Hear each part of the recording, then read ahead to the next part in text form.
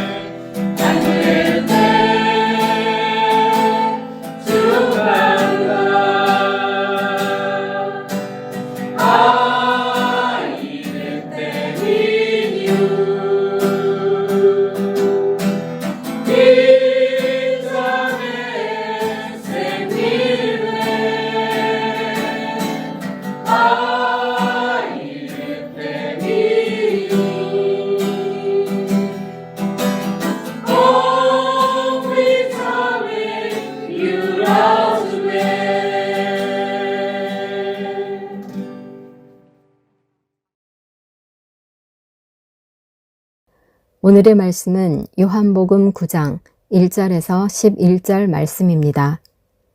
예수께서 길을 가실 때에 날 때부터 맹인된 사람을 보신지라. 제자들이 물어 이르되 랍비여, 이 사람이 맹인으로 난 것이 누구의 죄로 인함이니이까? 자기니이까 그의 부모니이까? 예수께서 대답하시되 이 사람이나 그 부모의 죄로 인한 것이 아니라 그에게서 하나님이 하시는 일을 나타내고자 하심이라. 때가 아직 낮음에 나를 보내신 이의 일을 우리가 하여야 하리라. 밤이 오리니 그때는 아무도 일할 수 없느니라. 내가 세상에 있는 동안에는 세상의 빛이로라. 이 말씀을 하시고 땅에 침을 뱉어 진흙을 이겨 그의 눈에 바르시고 이르시되 실로암 못에 가서 씻으라 하시니 실로암은 번역하면 보냄을 받았다는 뜻이라. 이에 가서 씻고 밝은 눈으로 왔더라. 이웃 사람들과 전에 그가 거린인 것을 보았던 사람들이 이르되 이는 앉아서 구걸하던 자가 아니냐.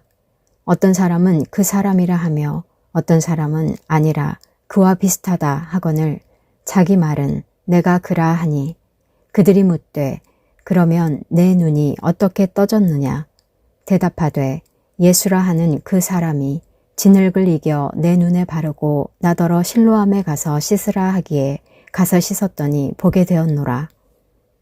사랑하는 성도 여러분, 반갑습니다. 7월 12일 수요일 아침입니다. 몇 년 전에 본 영화가 있습니다. 배우 조정석과 도경수가 주연으로 나온 형이라는 영화입니다. 도경수는 영화에서 유도 국가대표였고 경기 중에 불의의 사고로 시력을 잃습니다. 도경수의 형 조정석은 사기 전과로 감옥에 오랫동안 있다가 동생으로 인해서 가석방이 된 사람입니다. 그 영화에서 형은 개뿔, 제발 내 인생에서 꺼져. 형이 돌아오고 내 인생은 더 깜깜해졌어. 라고 이야기합니다. 하루아침에 앞을 보지 못해서 깜깜해진 동생을 핑계로 형은 1년이라는 가석방 시기를 자격으로 받게 됩니다. 남보다 못한 사이였는데 이제 그 둘은 예측 불허한 동거 생활을 하게 됩니다. 눈이 보이지 않는 동생과 사기꾼 전과가 있는 형의 동거 생활입니다.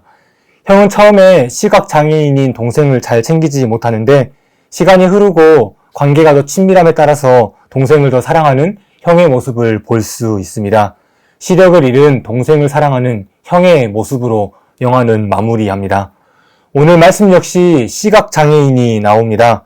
우리 시대는 앞을 보지 못하는 사람을 시각장애인이라고 이야기하는데 오늘 말씀에선 성경은 맹인이라고 표현합니다. 제가 말씀을 따라서 맹인이라고 이해해도 너그러운 마음으로 이해해 주시길 바랍니다. 1절 말씀은 이렇게 고백합니다. 예수께서 길을 가실 때 날 때부터 맹인된 사람을 보신지라. 태어날 때부터 맹인된 사람이 있습니다.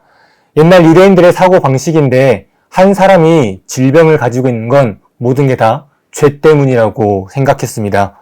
구약 성경에서는 정결하지 못한 세 가지가 있는데 고름, 피, 정액입니다. 구약의 사상으로 몸에서 피가 나면, 구약의 생각으로 몸에서 피가 난다면, 고름이 생긴다면 부정한 이가 된다는 이야기입니다. 질병도 마찬가지입니다. 유대인들은 태어날 때부터 질병과 장애를 가지고 있는 사람이 있다면 그 사람은 죄가 많은 사람이라고 이야기합니다. 그러니 2절 말씀, 제자들이 물어 이르되 랍비여 이 사람이 맹인으로 난 것이 누구의 죄로 인함이니이까? 자기니이까? 그의 부모니이까? 제자들은 이 죄가 어디에서부터 나왔는지 질문합니다. 왜냐하면 그들에겐 중요한 것이기 때문입니다. 하지만 예수님의 답은 다릅니다. 3절 말씀입니다. 예수께서 대답하시되 이 사람이나 그 부모의 죄로 인한 것이 아니라 그에게서 하나님이 하시는 일을 나타내고자 하심이라. 아멘.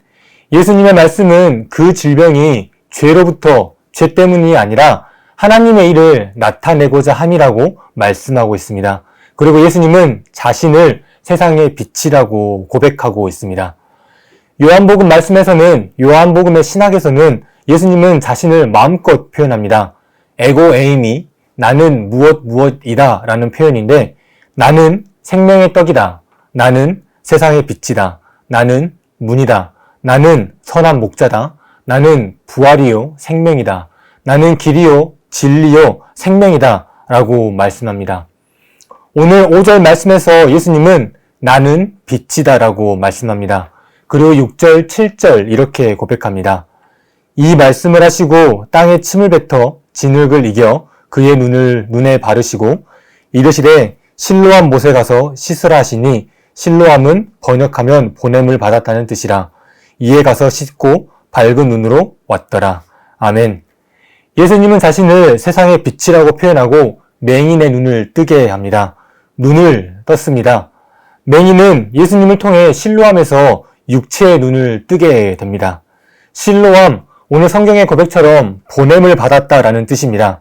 예수님은 맹인을 실로암으로 보냈고 그는 실로암에서 육체의 눈을 떴습니다.